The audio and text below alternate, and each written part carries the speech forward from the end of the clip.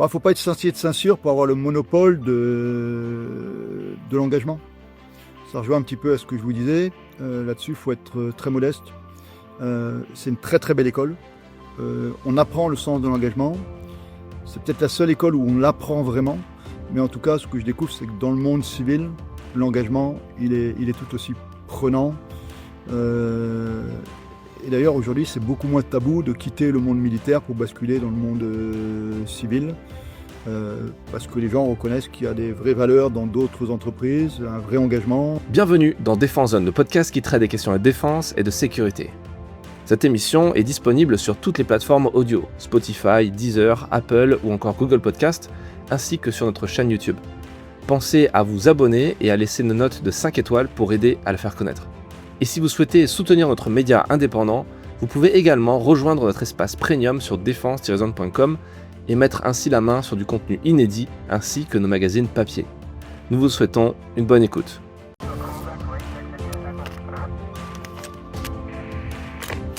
Bonjour mon général, bienvenue dans le podcast. Pour commencer, est-ce que vous pouvez vous présenter ?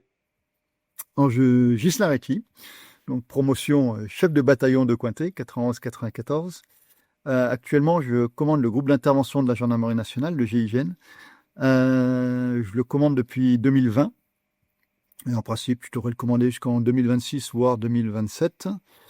Et la particularité, c'est que je suis rentré au GIGN en 1995. Donc j'attaque ma 18e année au GIGN. Alors, c'est une unité qui a beaucoup évolué. Hein. Quand je suis rentré au GIGN, on était 4 officiers. Aujourd'hui, on est 100 officiers. On était 80, aujourd'hui on est 1000.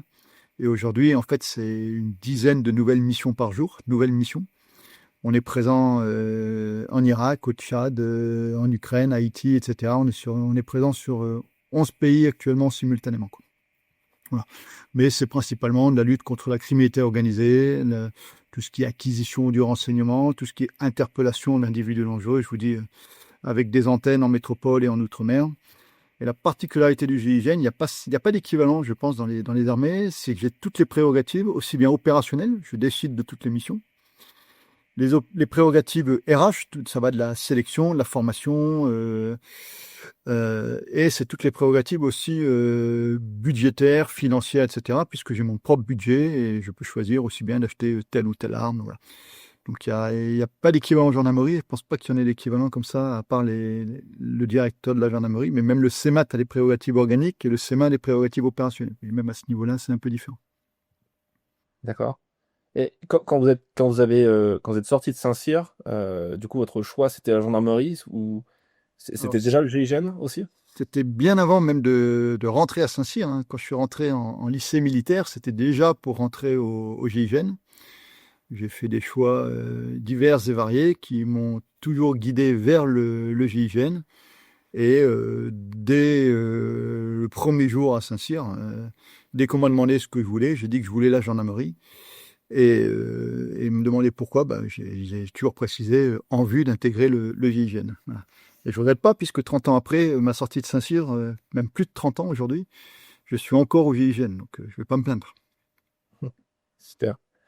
Pour venir un peu sur Saint-Cyr, qu'est-ce que vous retenez de cette période de votre vie ? Qu'est-ce qui vous a le plus marqué dans cette école ?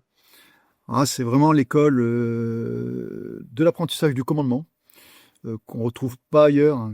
J'ai été instructeur en école de gendarmerie. On n'est pas sur le même niveau d'exigence en termes de militarité, en termes d'engagement, etc. Donc c'est une très très belle école là-dessus. Et c'est surtout l'école de la camaraderie. Je le dis sans flagornerie, je dis pas ce qu'on retrouve déjà en lycée militaire. J'ai eu la chance de faire un lycée militaire. Enfin, il n'y en a qu'un, hein, c'est le lycée militaire d'Aix-en-Provence, bien évidemment. On retrouve ce sens de la camaraderie, mais on est quand même très plongé dans nos bouquins, dans les cours, etc. Alors que là, on a une vie sociale, on a une vie de promotion, on a des activités en dehors des cours et des activités militaires. Donc, et ça, on le retrouve pas ailleurs. Ça, j'en suis convaincu. Je peux comparer avec l'école navale, avec l'école de l'air, avec l'ANSIETA, même avec Polytechnique, etc.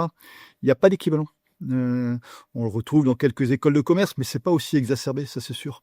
C'est vraiment, et je pense que la géographie joue beaucoup aussi, puisqu'on a l'avantage d'être paumé un petit peu dans la lande bretonne. Euh, donc on n'est pas tenté d'aller tous les soirs sur Paris ou tous les soirs même Rennes était quand même assez loin. En plus à l'époque il n'y avait pas la nationale 24 qui allait jusqu'au camp de Couët-Quilan. Elle s'arrêtait 30 km avant, donc il fallait une petite heure pour aller à Rennes. Et donc il y a une sorte de cohésion et avec une vraie. Les gens habitaient tous aussi. Je sais qu'aujourd'hui il y a beaucoup d'externats. À l'époque c'était pas du tout répandu. Les gens vivaient dans des chambrées. Jusqu'à chambre de 2 la dernière année. Aujourd'hui, je sais que c'est des chambres individuelles, des chambres individuelles de 16 en première année. Et je crois que ça contribue largement à créer cette ambiance, cette harmonie, cette cohésion. Je vous dis qu'on ne retrouve pas ailleurs. Et je pense que ça aide beaucoup ensuite pour la carrière militaire, parce que c'est cette cohésion qu'on retrouve nous donne des vraies valeurs, un vrai sens, un sens de l'engagement, un sens de la disponibilité, un sens de la camaraderie. Et ça, on le retrouve pas ailleurs. Donc c'est ça en fait que ça m'a principalement appris, Saint-Cyr.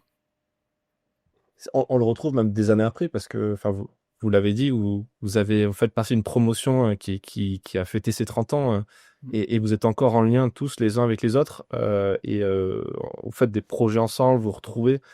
Comment ça s'explique, le fait que cette camaraderie dure comme ça dans le temps, des dizaines d'années après?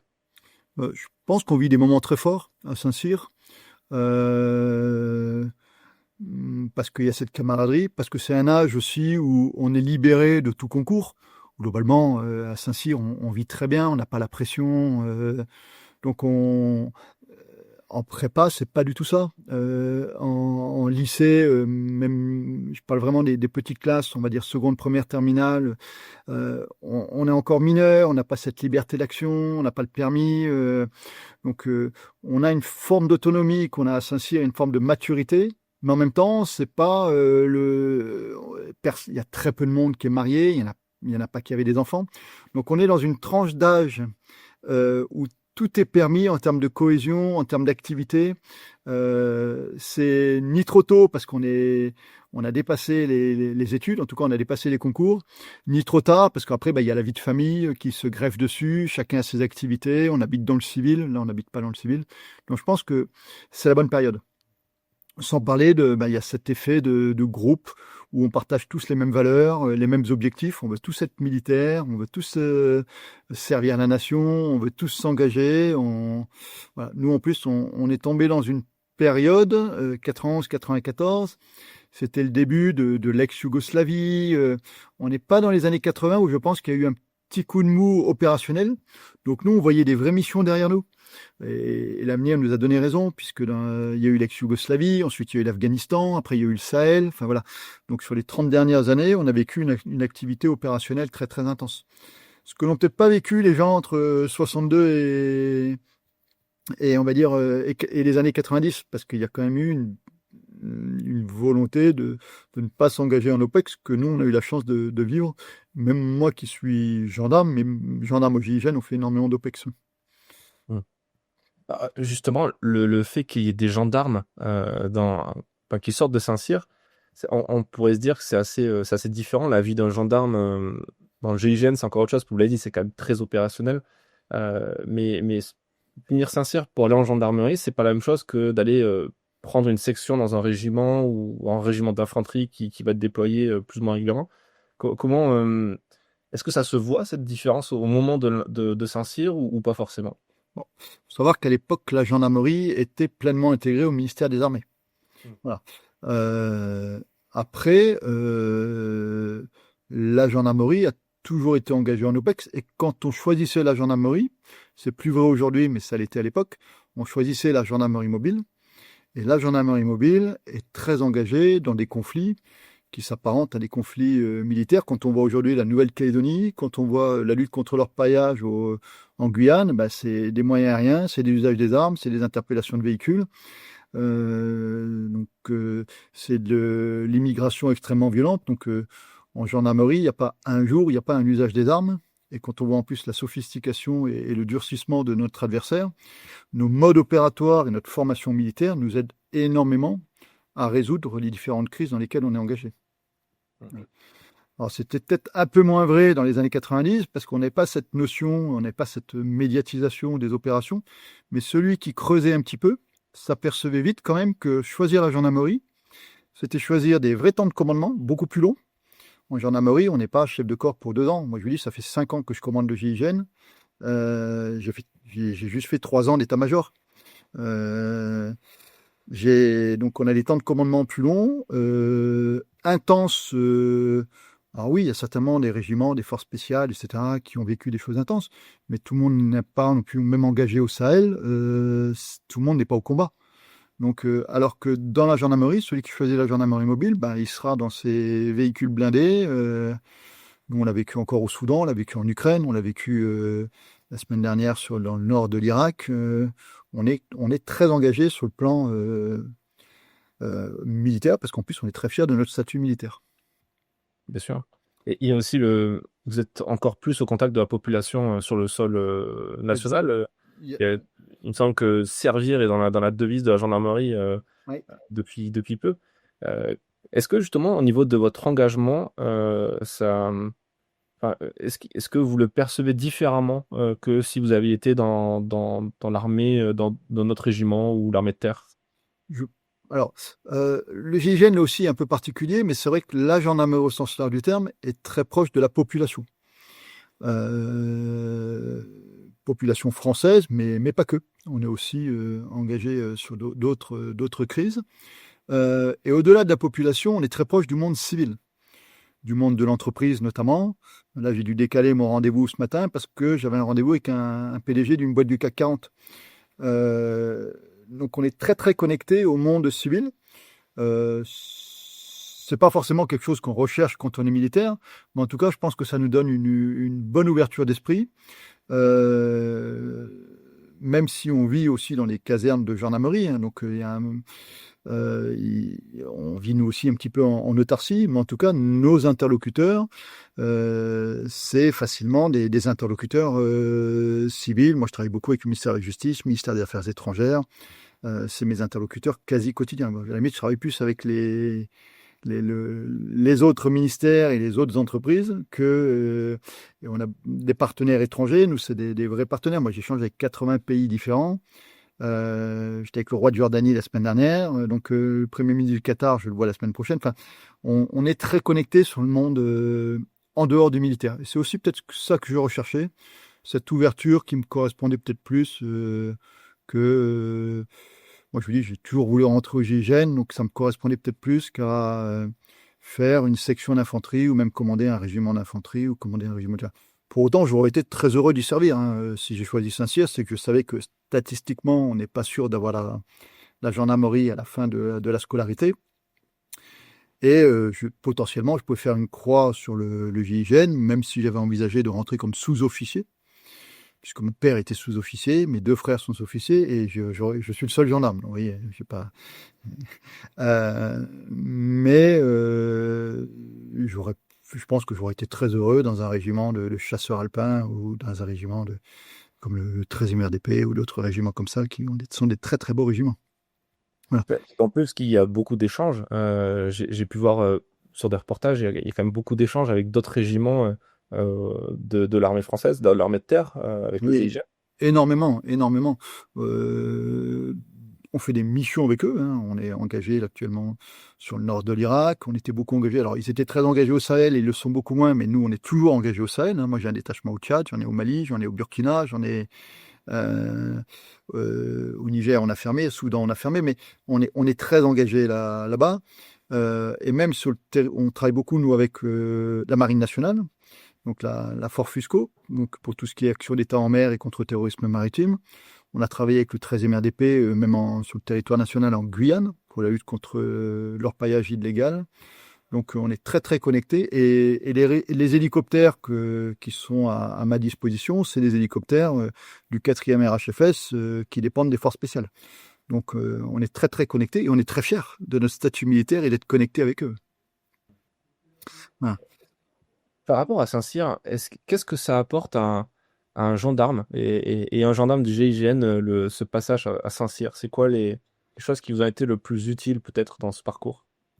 L'école de la militarité, parce que Saint-Cyr prépare à ça, et il faut reconnaître que, ne serait-ce que pour passer les tests, on est évalué sur nos capacités de commandement, et c'est un commandement très militaire au GIGN. C'est quand on prépare une mission, bah c'est des ordres en cours d'action, c'est du J2, du J3, du J5, enfin voilà, c'est du J4.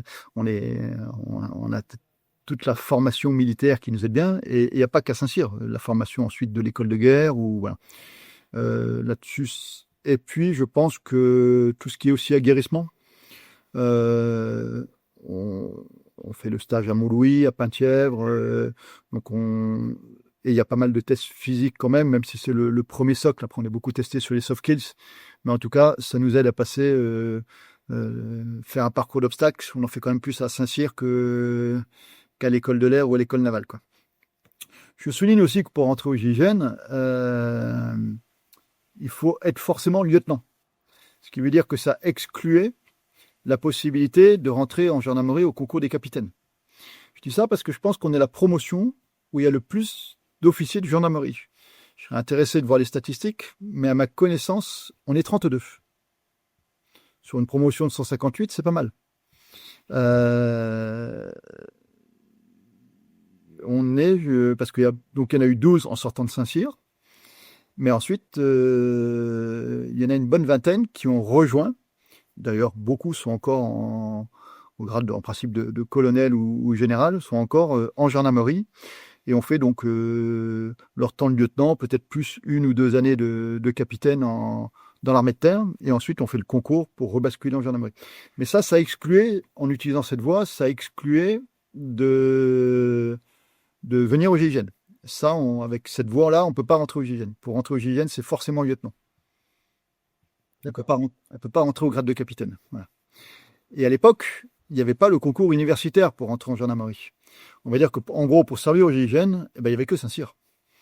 Aujourd'hui, moi, je le dis souvent à des jeunes qui me disent « Mais moi, j'aimerais bien faire officier au GIGN, qu'est-ce que vous me conseillez ?» S'ils sont sûrs de leur côté mili, de leur côté physique, aguerrissement, piste d'audace, etc., je dis faites le concours universitaire. Parce que le concours universitaire, l'avantage que quand vous réussissez, vous êtes sûr d'être gendarme. Quand on passe Saint-Cyr, nous, de mémoire, la place de la gendarmerie est partie en 23e position, pardon. C'est Jérôme Pichard qui l'a prise. Donc il était 23e. Ça veut dire qu'il faut finir dans les 20 premiers pourcents, quoi. Donc c'est un pari quand on rentre en début de Saint-Cyr de se dire je vais finir dans les 20 premiers pourcents pour avoir la gendarmerie. Alors que quand on passe le concours universitaire, si on le rate, on le repasse, on peut le passer 3 fois. Mais l'avantage, c'est qu'on est sûr d'être gendarme, et sûr d'être lieutenant de gendarmerie. Oui, en passant par Melun, du coup, et la MGM, l'Académie militaire. Voilà, vous êtes bien à jour, parce que peu de personnes savent que ça s'appelle le AMGN. Oui, en fait, on a fait un reportage à l'EOGN, à l'époque ça s'appelait encore l'EOGN, lors de l'exercice Égide pour Défendum. Et donc on a eu la chance de rencontrer le général Bitouzé qui nous a expliqué tout ça. Et donc une fois qu'il est parti, effectivement ça a changé de nom, et on a fait un article dans Défense Zone, on a tout changé au dernier moment pour mettre le bon acronyme. Et effectivement, c'est un sacré parcours pour les gendarmes. Le successeur de Laurent Bitouzé, à la tête de la MGN, c'est Franz Tavard, qui est de la Deux-Cointet. D'accord, ok. Voilà. Super. Qui fait partie des 12 qui ont pris la gendarmerie en sortant de Saint-Cyr. Très bien. On a pu recevoir aussi dans les précédents podcasts Jérôme Bisognan, qui est Jérôme, de la gendarmerie de l'air et de l'espace. exactement, oui. Effectivement, c'est une promo qui a bien trusté les arcanes de la gendarmerie. Je vous dis, on doit être 32. Ouais. Donc, et encore là, ceux que vous citez, Jérôme et Franz Tavard, ce sont des directs, hein, donc qui ont pris directement la gendarmerie, mais il y en a beaucoup qui ont rejoint au grade de capitaine. Pour revenir sur les valeurs qui sont inculquées à Saint-Cyr et qui ensuite, j'imagine, définissent un peu toute votre carrière, l'engagement, le service, la devise du GIGN, il y a bien ce mot servir aussi à l'intérieur. Ça veut dire quoi pour vous servir concrètement? Servir, c'est tout donner pour les autres et tout donner pour la réussite de la mission. Donc du coup, c'est aussi tout donner pour que ses subordonnés aient les moyens de réussir leur mission. Donc c'est pas qu'en temps de crise ou en temps c'est pas que sur les missions. On sert au quotidien parce que c'est aussi leur donner les moyens. Donc c'est les enjeux sur les budgets, donc c'est des enjeux sur les réorganisations, c'est des enjeux, voilà, c'est tout mettre en œuvre pour que son subordonné puisse remplir au mieux la mission et que s'il y a une mission, et ben qu'on remplisse la mission ensemble le mieux que possible, quoi. Donc ça demande un désintéressement total. Après, je pense pas que les militaires aient le monopole du service. Je vous dis, ce matin, j'étais avec la PDG d'une boîte du CAC 40. Je pense que tous les cadres d'une boîte du CAC 40, tous les cadres dirigeants sont complètement dévoués à leur entreprise, sont complètement investis. Il n'y a pas de notion de temps, il n'y a pas de notion de... Et contrairement à ce qu'on croit, c'est pas le salaire qui guide leur motivation. Ils ont une vraie volonté de servir au profit de leur boîte. Alors, toutes les boîtes ne se ressemblent pas, mais si on prend, moi j'ai l'avantage de côtoyer énormément aussi des startups, etc. Il faut voir comment un jeune entrepreneur qui s'investit, qui des fois fait des sacrifices, il vend sa maison. Nous en plus, on n'a pas ce sujet-là, hein. Nous, on a quand même une garantie d'avoir un salaire à la fin du mois. Lui, il met tout sur la table et il engage sa famille, il engage ses proches. Moi, je suis très admiratif du monde civil qui s'investit et qui s'engage sans compter, avec une autre finalité que la victoire par rapport à l'adversaire, quoi. Voilà. Après, souvent, on dit que le militaire, la différence, c'est que il peut donner la vie. Il peut prendre la vie et il est prêt à donner la sienne. Oui. En même temps, alors donner la vie, oui, mais encore que les policiers ont à peu près maintenant le même cadre, et on voit bien comment tout le monde ici, gendarmes et policiers, sont régulièrement mis en examen pour les usages des armes. Mais si on regarde les pompiers, on n'a rien à envier à leur engagement, parce qu'eux aussi sont prêts au sacrifice. Et si on regarde même, je prends ceux qui font les réparations sur les autoroutes, Escota, etc., je pense qu'au prorata du nombre de personnes qui servent dans ces réseaux autoroutiers, je pense que le nombre de morts annuels, il ne doit pas être loin du prorata du nombre de militaires décédés en service. On n'est pas sur des conflits majeurs actuellement, on est sur des conflits à peu près contrôlés. Donc ça changera peut-être la donne, effectivement, si on s'engage sur le front de l'Est. Mais en tout cas, moi je dis qu'on n'a pas le monopole de donner la vie et on n'a pas le monopole d'être prêt à sacrifier sa vie. Ouais, bien sûr. D'ailleurs, en parlant de ça, on a l'impression que la violence est de plus en plus présente dans nos sociétés, parce que peut-être que c'est aussi beaucoup plus médiatisé. Il y a de plus en plus, enfin, je sais pas si il y a de plus en plus, vous allez me dire si c'est vrai ou pas, mais on a l'impression qu'il y a de plus en plus d'enlèvements. Vous avez votre unité, par exemple, est intervenue sur la libération du patron de Ledger, qui justement montre un peu ce nouvel type de menace pour des entrepreneurs qui possèdent des crypto-monnaies, qui possèdent beaucoup d'actifs et qui sont du coup une nouvelle cible, un nouvel type de victime. Est-ce que c'est vrai déjà? Ou est-ce que c'est une impression? Est-ce que c'est l'emballement médiatique qu'il y a autour de ça, les chaînes d'infos en continu qui crée ce phénomène? Alors oui, nous, on observe une recrudescence des enlèvements. En moyenne, là, on en fait un par semaine. On en a fait un cette nuit. Voilà. On en a fait un cette nuit. Est-ce que y avait un chiffre noir et aujourd'hui ce chiffre noir apparaît? C'est possible. Moi, ce que je constate, c'est qu'il y a de plus en plus de délinquants entre eux pour des histoires de dettes, principalement de stupes. Mais la semaine dernière, c'était une dette de jeu, qui enlève un proche de la victime ou qui enlève la victime pour faire pression sur les proches de celui qui est enlevé. On a aussi beaucoup d'enlèvements dans le monde familial, des gens qui enlèvent leurs enfants parce qu'ils n'ont plus les droits de garde, etc. Ça paraît anodin, mais je sais que souvent, malheureusement, ils sont prêts à mourir avec leurs gamins. Que ce soit un moyen de pression vis-à-vis de l'épouse, parce que ce sont des mecs qui font les enlèvements. Et après, on a les enlèvements crapuleux. Donc 3 crapuleux, vraiment, quand je dis, c'est l'affaire Ledger, c'est on enlève une personne en vue de demander une vraie rançon. Voilà. Donc c'est 3 trucs différents. C'est 1, crapaud entre eux, 2, à des fins financières, ou 3, à des fins familiales.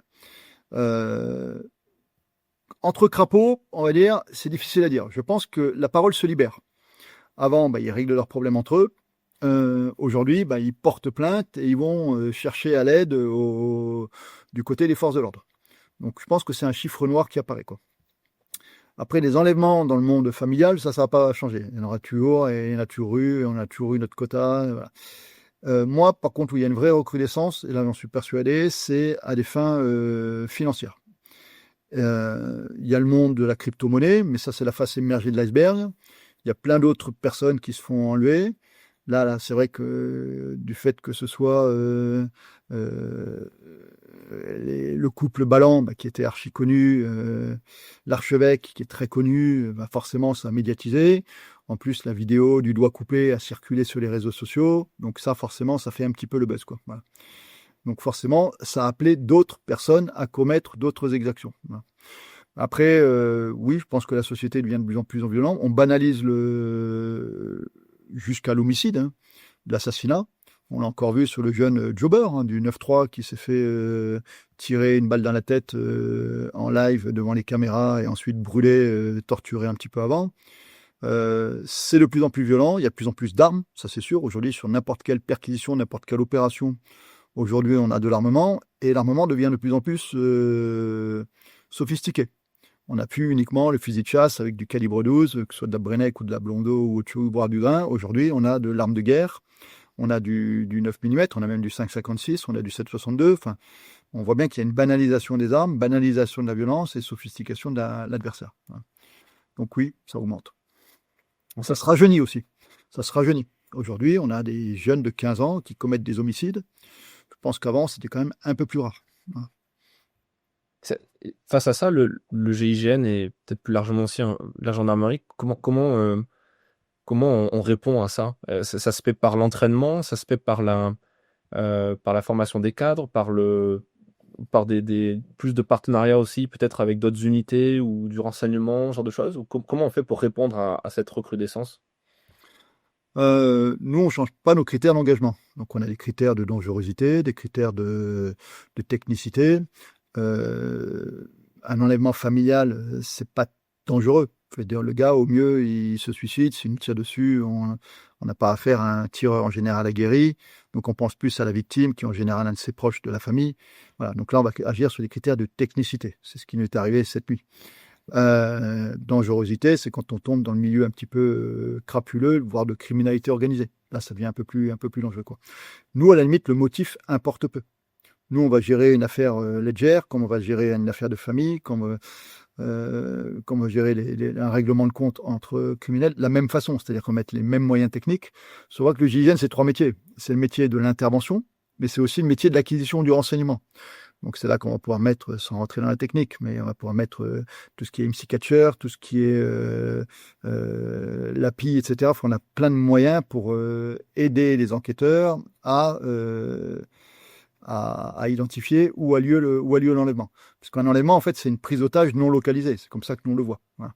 Et nous, après, le motif de la prise d'otage, ça se joue sur la négociation, ça se joue sur éventuellement les moyens qu'on peut mettre en œuvre, mais globalement, nos modes opératoires ne changent pas fondamentalement.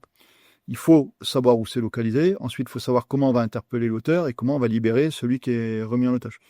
Donc, c'est des process qui sont aujourd'hui bien éprouvés, qu'il n'y a aucun mode opératoire qui se ressemble. Donc, on a des grands principes d'action.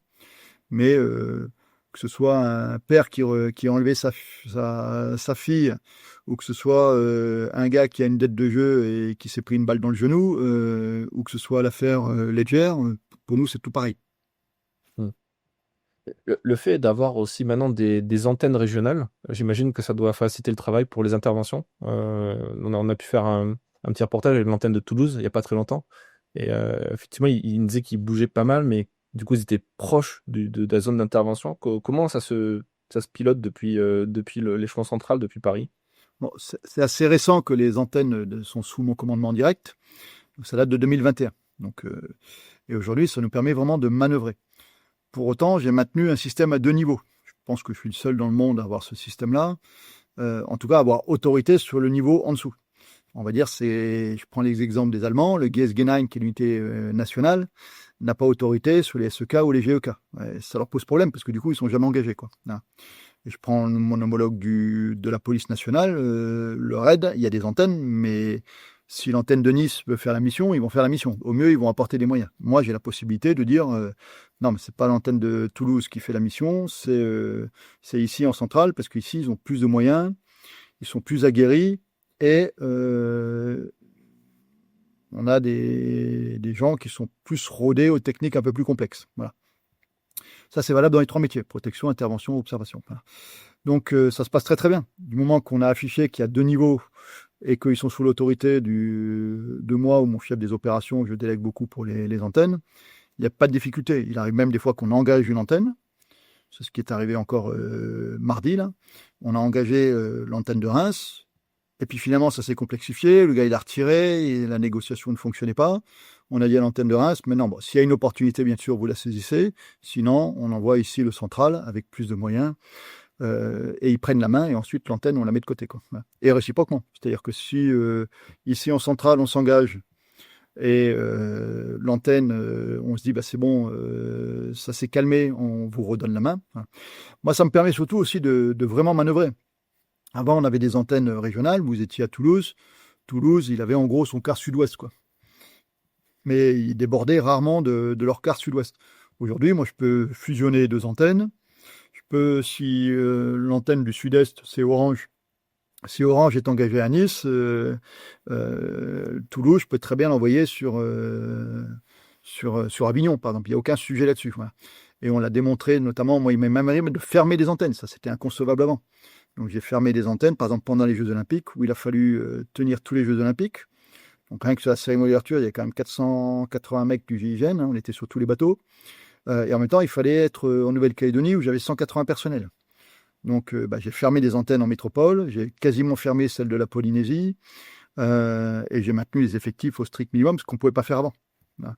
Donc, ça me permet de manœuvrer, en fait. C'est surtout ça. Et ça, avant, on ne pouvait pas le faire. Vous parlez de moyens.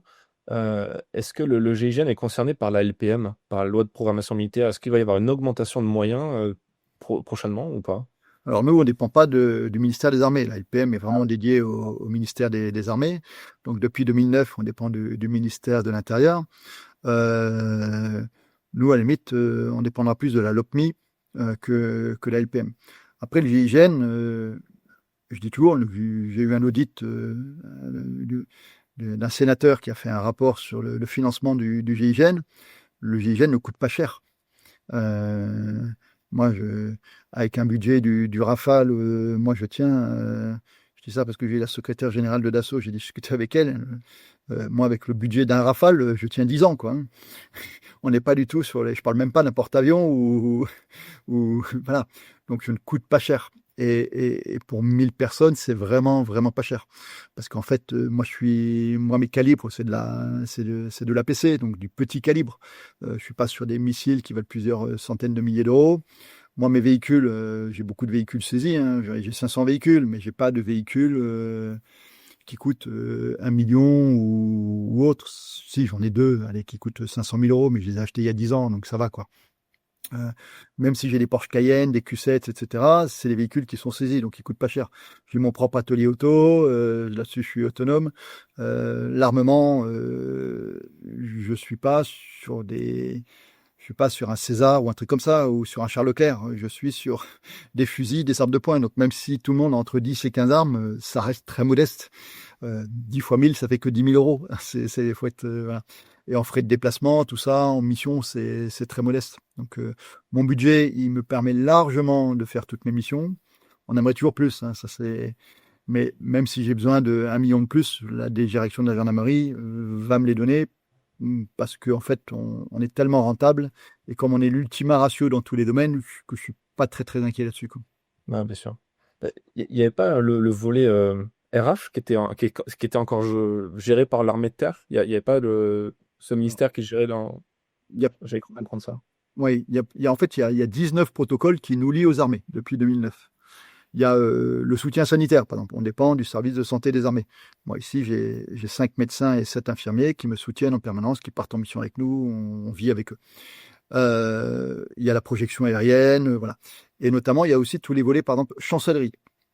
Donc, tout ce qui est médailles, récompenses, etc., on dépend du ministère des Armées. Et tout ce qui est aussi indiciaire, enfin, tout ce qui touche à la solde, nous, on s'aligne sur les grilles des armées, puisqu'on est militaire. Donc, notre statut militaire fait que on est astreint quand il y a une évolution dans le ministère des Armées, ben, ça a des répercussions pour nous, sur les grilles sous-officiers, sur les grilles officiers. Donc ça, c'est des discussions qui m'échappent. Hein. Moi, je suis pas du tout sur ce créneau-là, quoi. Voilà. Mais on est très connecté, effectivement, avec le ministère des Armées sur ces sujets-là, quoi. Mhm. Vous avez dit aussi que vous êtes très ouvert sur le civil. Il y a aussi pas mal d'échanges entre les industriels de la défense et votre unité. Je sais que vous testez du matériel assez régulièrement, vous êtes à la pointe. On le voit sur les événements comme Eurosatory, quand vous faites la démonstration, qui est toujours assez spectaculaire. On voit des drones, on voit des façons de rentrer dans des véhicules un peu innovantes. Euh, cette innovation, comment ça se passe? Ça se gère au niveau des unités? Ou il y a une volonté d'en haut qui vient d'en haut d'innover? Comment ça se passe? Non, c'est vraiment du bottom-up. Hein. C'est-à-dire qu'en fait, chaque mission nous est débriefée. Après chaque mission, on étudie tout. Vraiment, chaque mission, il y en a 10 par jour, je le rappelle. Hein. Donc, tout ne remonte pas à moi, mais moi, une fois par semaine, le vendredi après-midi, en général, de 14 à 16, je fais le point sur les missions les plus sensibles où il y a le plus d'enseignements. Et là, il y a toujours un volet formation, un volet équipement et un volet innovation. Et là, actuellement, on a une centaine de projets potentiellement qui peuvent faire l'objet de brevets. Voilà. Donc c'est un peu dans l'ADN du GIGN. Moi, parmi le recrutement, j'ai un choix énorme, hein, puisque j'ai plus de 300 candidats pour une quinzaine de places par an. Et ben, je vais rechercher ceux qui ont un petit peu ce côté un peu audacieux, un peu innovant, un peu out of the box. Je veux pas quelqu'un qui subit, je veux quelqu'un qui soit force de proposition et qui soit prêt à développer, quoi. Voilà. Donc j'ai un pilotage de l'innovation, j'ai une cellule innovation prospective. Et au sein mais en fait, c'est plus les idées qui leur remontent. Ensuite, eux, ils gèrent toute la partie recherche de budget, propriété intellectuelle, comment les aider, comment faire les tests, etc. Mais ça va effectivement je parle vraiment d'innovation. Hein. Je parle pas de nouveaux produits. Le dernier drone qu'on va tester, ça, ils peuvent le suivre, mais c'est pas leur cœur de métier. C'est vraiment, par exemple, là, on développe un nouveau brassard avec l'Agence Innovation de la Défense pour remplacer tous les différents capteurs qu'on a dans le domaine NRBC. Qui sont très encombrants, qui vous donnent des concentrations ou des parties par million. Et là, le but, c'est d'avoir un seul brassard avec des conduites à tenir. Donc, très vulgarisé. On va passer d'un truc d'expert à un truc de. C'est comme ça qu'on développe un nouvel exosquelette entièrement mécanique, avec des protections. C'est comme ça qu'on a développé la nacelle qu'on voit aujourd'hui partout. C'est une nacelle qui a été développée par le GIGN. La grappe, c'est un brevet GIGN. La grappe qu'on voit sur les forces spéciales, etc. Ouais, c'est un brevet GIGN. Le brevet le plus connu GIGN, c'est un système d'ouverture de porte, de serrure, qui nous permet d'ouvrir aujourd'hui 95% des serrures en faisant une échographie de la serrure. Ça envoie le signal à une machine-outil en Bluetooth et la clé est taillée en temps réel par la machine. Donc ça, c'est assez fort. Bon, le brevet, il est parti avec celui qui a développé le projet et qui a fait fortune dans le civil. Voilà. C'est une façon de bien finir sa carrière. Voilà. Ça me rappelle un podcast qu'on a fait avec un de vos opérateurs dans l'antenne de Toulouse qui parlait des fracs et qui pouvait nous en parler, je pense, pendant à peu près 3h30. C'est vrai qu'il y a pas mal de choses qui sont développées, Alors, qui sont testées. les antennes développent beaucoup moins parce qu'en fait, elles ont moins besoin. Les fractions, par exemple, dans les antennes, l'explosif est beaucoup plus contrôlé, alors qu'ici, à Versailles, l'explosif, pour chaque mission, une domiciliaire à 6 heures du matin, on va utiliser l'explosif. Ça, c'est une évidence aujourd'hui. Mais là, on est en train de développer des drones avec charge explosive qui vont nous remplacer les grenades israéliennes qu'on ne peut plus utiliser parce qu'elles sont plus fabriquées. Et en plus, on aura une meilleure précision. Donc, dans le domaine de l'explosif, on développe énormément. On est les seuls, peut-être avec les Américains, mais ils nous disent pas tout, à avoir des bases de données sur l'ouverture des portes à base d'explosifs. On est capable d'ouvrir tout type de mur, tout type de dalle, tout type de plafond. Voilà, donc, on est assez puissant dans le domaine de la recherche, dans le domaine de l'effraction. Ouais. Ah, intéressant. En parlant de drone, comment vous voyez l'avenir du drone pour le GIGN? Parce que c'est un sujet majeur pour l'armée de terre. Le chef d'état-major de l'armée de terre le répète encore et encore. Mais pour le GIGN, est-ce que je sais que vous avez des petits drones indoor qui sont assez impressionnants. Vous pouvez naviguer dans un bâtiment et voir les ennemis. Comment est-ce qu'on peut aller dans un scénario de science-fiction où des opérateurs seraient remplacés par des drones? Comment vous voyez ça? Alors, il y a les drones amis et les drones ennemis. Là. Visiblement, on parle des drones amis. Donc nous, il n'y a pas une mission qu'on fait sans drone. Voilà. Et d'ailleurs, on mène une vraie réflexion comment transférer les savoir-faire de nos télépilotes drones pour que tout le monde soit télépilote drone et que tout le monde ait ses propres drones. Voilà. Mais aujourd'hui, par exemple, même une prise d'otage ou un forcené, on va dire, il y a des drones qui tournent en permanence avec un coordinateur. Pour de la protection, il y a le drone qui est devant, il va faire les ouvrages latéraux. Protection de bâtiment, les drones, on les fait tourner en l'air. Voilà, tout est banalisé aujourd'hui dans le domaine du drone. Donc nous, on n'est pas sur du Reaper ou on n'est pas sur ce système-là. On est sur le drone maxi de quelques kilos. Avec une autonomie en général de 30-45 minutes, jusqu'à ce dont vous parliez, ce qu'on appelle le Black Hornet, hein, qui est un drone de la taille un petit peu d'une grosse libellule, mais qui pèse 33 grammes et qui fait pas beaucoup de bruit, quoi. Qui fait outdoor et indoor. Voilà. Mais moi, je vois le premier drone militaire, il faut savoir que c'est le GIGN qui l'a développé. On est très fiers. Mais on le lançait avec un propulseur, on le récupérait avec un filet, il voyait pas grand-chose et il avait une autonomie de 12 minutes, quoi. Aujourd'hui, on est plus capable de développer nous-mêmes les drones, on s'appuie sur les entreprises, c'est devenu banalisé parce que c'est pas banalisé uniquement pour les forces armées ou les forces de sécurité intérieure, c'est banalisé pour tout le monde. Voilà. Et EDF utilise des drones en permanence, les plateformes pétrolières, il y a des drones qui tournent, enfin, voilà.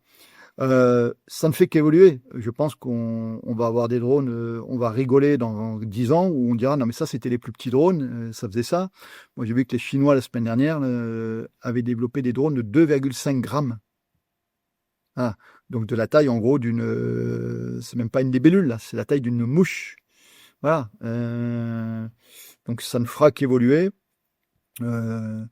C'est une menace pas pour nous directement.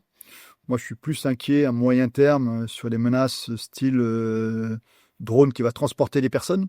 Je pense au système des Zapata, notamment, puisqu'on a un dispositif de sûreté qui est complètement horizontal, hein, que ce soit nos centrales nucléaires, même nos sites militaires. Hein, on n'a pas de dôme au-dessus, quoi.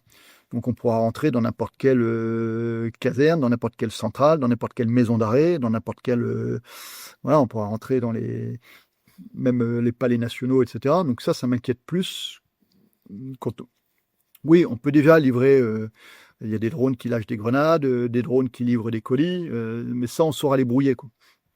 Par contre, un drone avec équipé quelqu'un dessus, si on le brouille, ça veut dire que la personne décède. Donc, ce sera considéré comme un usage des armes.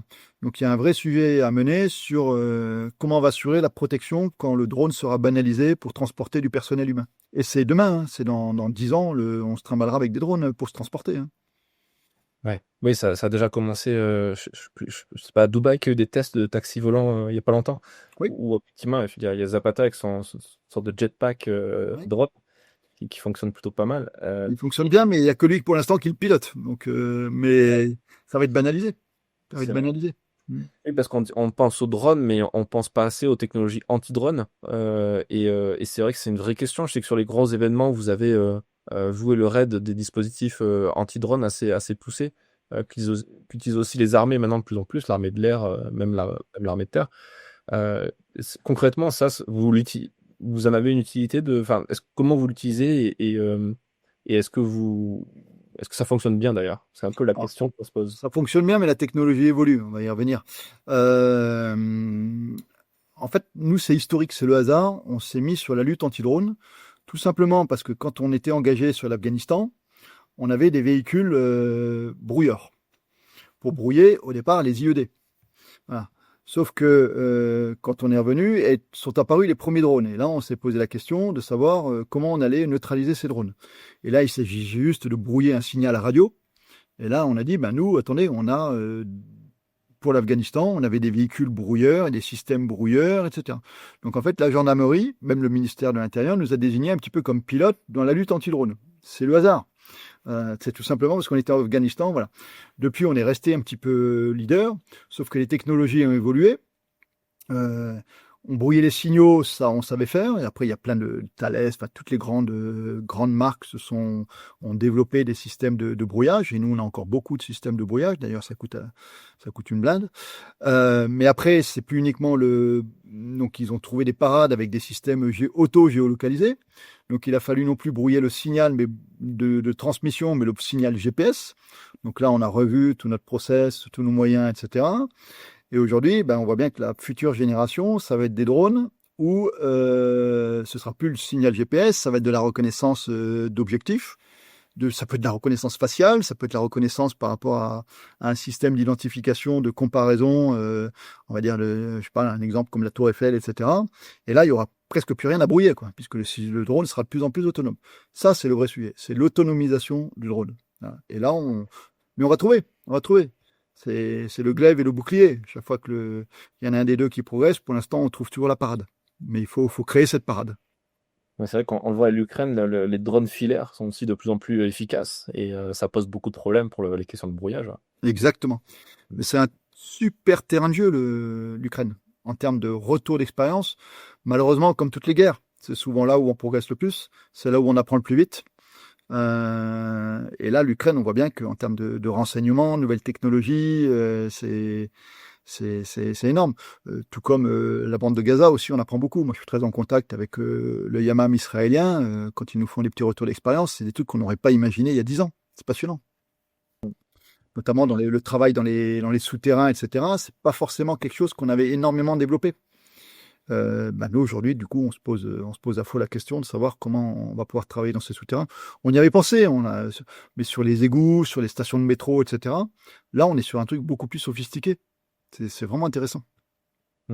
C'est clair.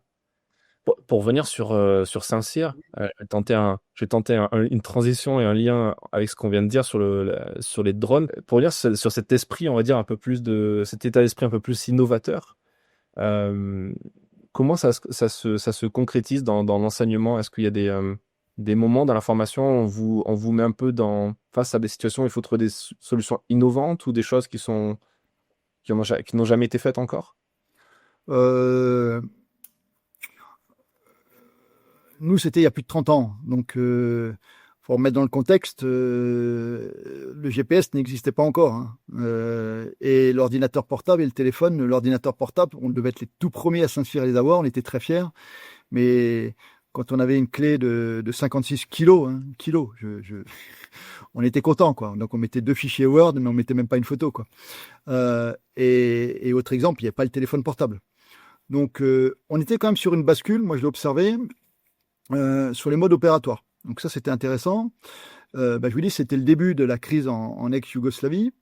Et on nous avait introduit les checkpoints, par exemple.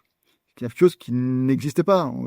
Je pense que 3 promotions avant la nôtre, on était encore sur un conflit Est-Ouest, limite, je dis pas guerre des tranchées, mais on était à peu près là-dessus. Et là, on voyait bien que l'asymétrie commençait à arriver, quoi. Et on nous demandait un petit peu de réfléchir là-dessus, mais je pense qu'aujourd'hui, ils vont beaucoup plus loin, et tant mieux. Il fallait rester dans un carcan. Saint-Cyr n'est pas l'école out of the box. Enfin, en tout cas, c'était pas le cas actuellement. Et c'est pas ce qui m'a servi le plus, en tout cas, au GIGN.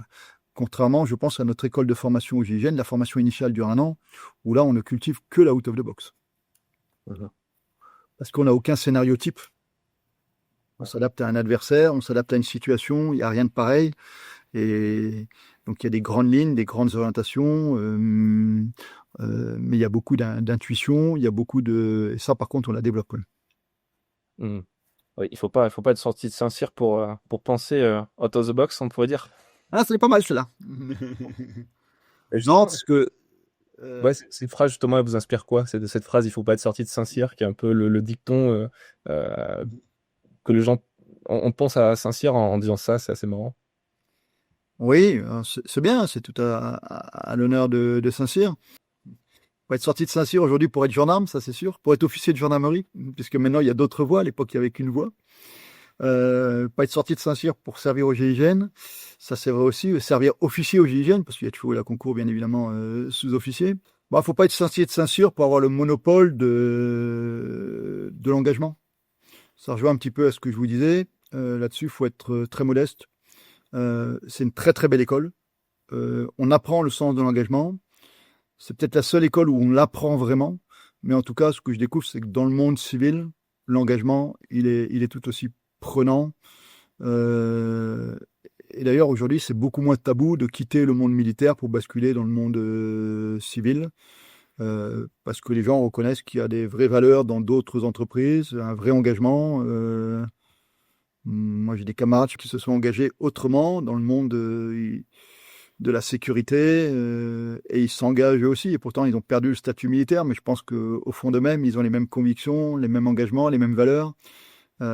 C'est des idéalistes aussi. Après, peut-être que là, on est formaté quand même par nos écoles, hein, donc c'est difficile de dire quelle est la part de l'inné et la part de la formation.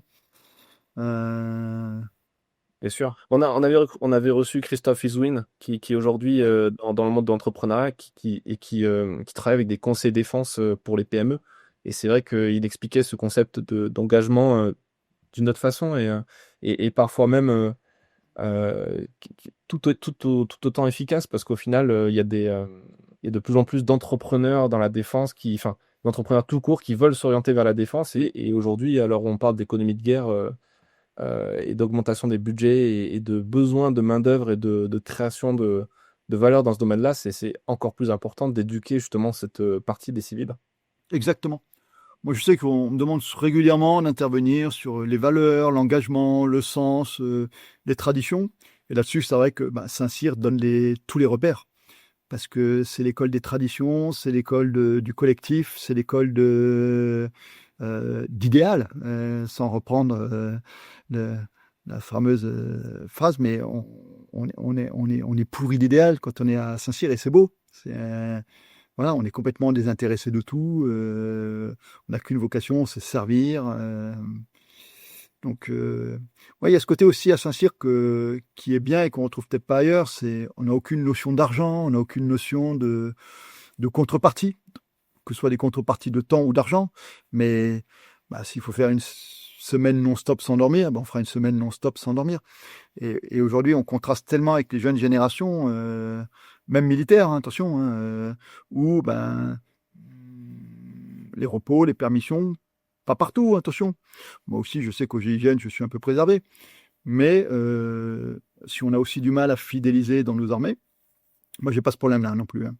Mais c'est parce que les gens comparent le monde civil, les avantages, et pas que financiers. Ils regardent les avantages en termes des RTT, nous, un truc qu'on ne connaît pas dans le monde militaire. Même si je vous dis, les jeunes générations, voilà.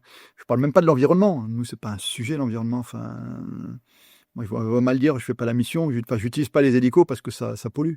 Ou je troque mon Q7 ou mon Audi S3 contre une Clio hybride. Non, ça, c'est pas possible. Mais aujourd'hui, pour les jeunes, ça a du sens. Ouais. Les Porsche saisis, elles sont pas encore hybrides au GIGN. Non. Ça viendra peut-être un jour. Peut-être, mais il faudra améliorer le système. Moi, je suis pas contre, mais il faut que ça ait un peu plus d'autonomie. C'est surtout l'autonomie qui nous coûte. Et le temps de rechargement, parce que s'il faut attendre 4 heures pour recharger un véhicule, c'est un peu gênant quand on doit faire 800 bornes en 2 heures, en 4 heures. Pour terminer cet entretien qui est passionnant, merci encore d'avoir pris le temps. Avec plaisir. Est-ce que vous auriez un conseil à donner et après, je vous demandais aussi un conseil de lecture, peut-être parce que je sais qu'à Saint-Cyr, on lit beaucoup. Et je sais aussi que vous formez encore et toujours après Saint-Cyr, c'est que le début, comme disait un de vos camarades de promo. Déjà, un premier conseil peut-être pour les jeunes qui nous écoutent, qui seraient intéressés par le métier des armes ou par la gendarmerie, par le GIGN. Qu'est-ce que vous donnez comme conseil? Mais il faut qu'ils se donnent à fond et qu'ils y croient. Saint-Cyr est un concours certes difficile, mais qui est abordable. Faut savoir faire des sacrifices. Mais si on les fait pas pour rentrer à Saint-Cyr, on les fera pas après.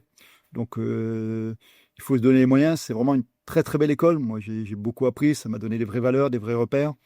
Je n'en ai pas parlé, mais j'avais l'avantage, c'est vrai, d'être assez bon au sport, donc ça m'a et assez bon à l'école aussi. Donc j'ai peut-être eu des facilités là-dessus, mais ça vaut le coup de faire 2 ans de sacrifice parce que les 2 ans de prépa, c'est quand même pas, voire 3 ans, c'est quand même pas les vacances. Même si on est dans les très bons lycées militaires avec des très bonnes ambiances, où on a tous le même idéal. Mais après, la carrière militaire, elle est tellement belle, elle est tellement riche. On fait des choses qu'on fait nulle part ailleurs.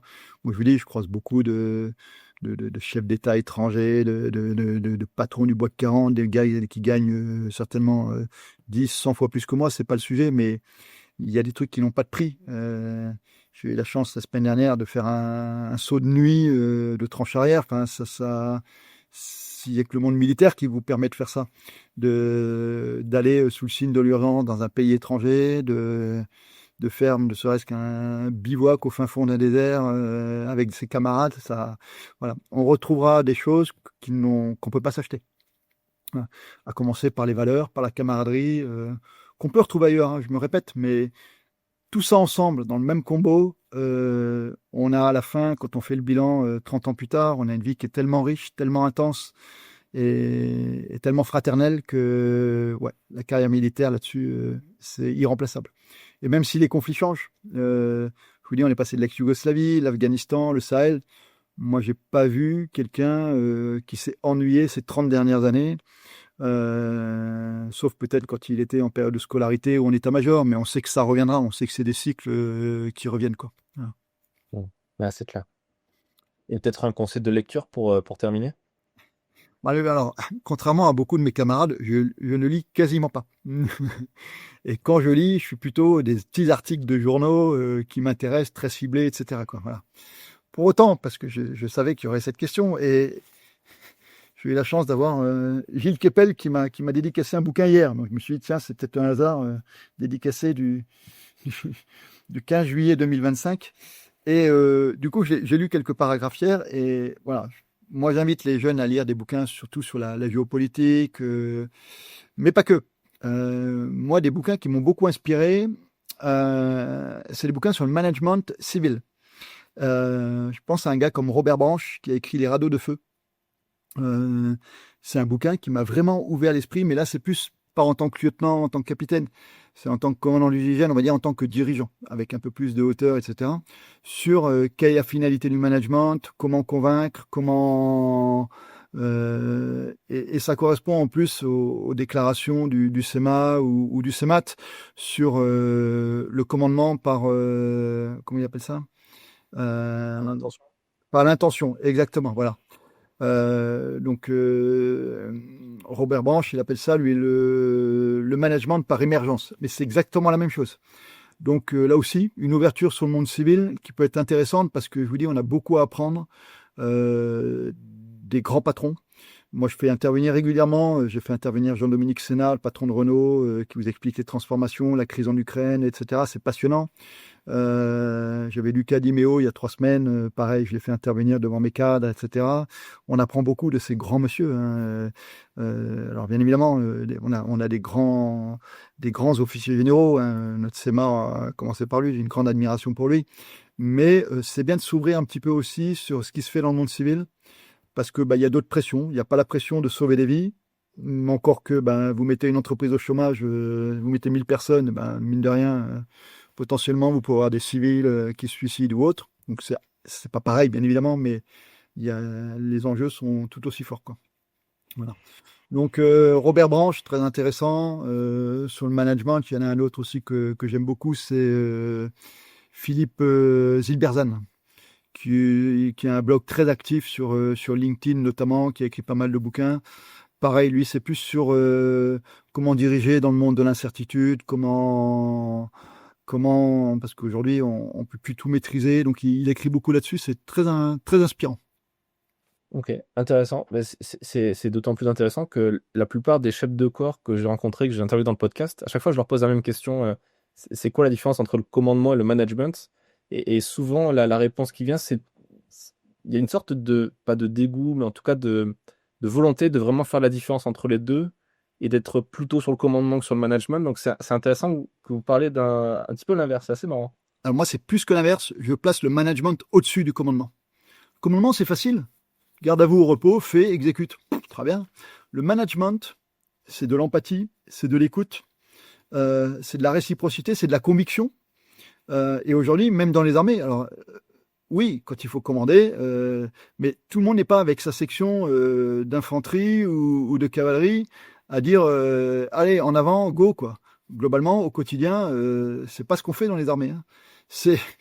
On gère, on gère des hommes, on gère des femmes, certes au statut militaire, mais le garde à vos repos, je dis que c'est la facilité. Voilà. Et moi, le GIGN là-dessus m'a beaucoup appris parce qu'ici, il pose beaucoup de questions et il faut convaincre. Alors, ils sont tous militaires, il n'y a pas de sujet là-dessus. S'il faut aller au combat, ils iront tous au combat. Mais la légitimité, elle s'acquiert aussi par la capacité à convaincre et la capacité à écouter, peut-être même à faire modifier. Nous, je sais qu'on est assez inspirant là-dessus, c'est que dans tous les briefings, on demande même au dernier arrivé s'il a compris, s'il a des questions, etc. Et même le dernier arrivé, le jeune là, qui sort de son stage, et ben, s'il y a quelque chose qu'il veut proposer, il le propose, et il faut accepter peut-être de dire, mais elle n'est pas si bête, sa remarque-là.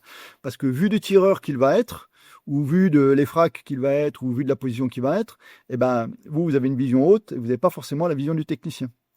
Et donc, c'est toujours intéressant, quoi. Et moi, je vous dis, je passe toujours le management au-dessus du commandement, parce que c'est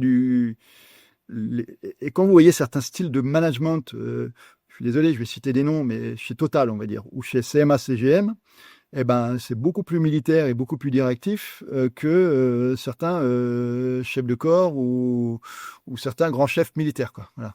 Donc le management, pour moi, c'est le commandement avec la dimension humaine et la dimension d'écoute. Donc le place au-dessus. Intéressant, très intéressant. Eh ben, merci mon général pour Merci à vous. ce temps et puis bonne mission, bonne continuation. Merci beaucoup. À très bientôt. Merci d'avoir écouté cet épisode jusqu'à la fin. S'il vous a plu et que vous souhaitez soutenir notre travail, abonnez-vous au magazine papier trimestriel en vous rendant sur le site défense-zone.com. À très vite pour un prochain épisode du podcast.